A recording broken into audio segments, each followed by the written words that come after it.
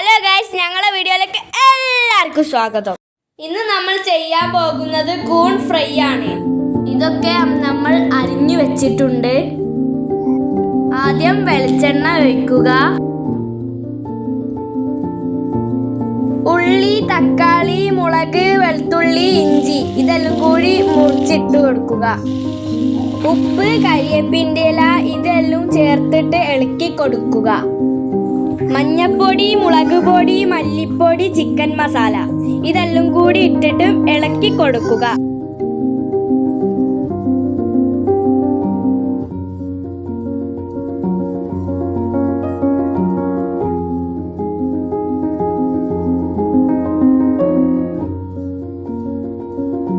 എല്ലാരും വിചാരിക്കും ഞാനാണിത് ഉണ്ടാക്കിയതെന്ന്. ഇമ്മ പറഞ്ഞിട്ടുള്ള മസാലകളും എല്ലാം ഞാൻ ഇട്ടിട്ടുള്ളൂ, ബാക്കിയൊക്കെ അമ്മച്ചി ഉണ്ടാക്കിയതാട്ടോ.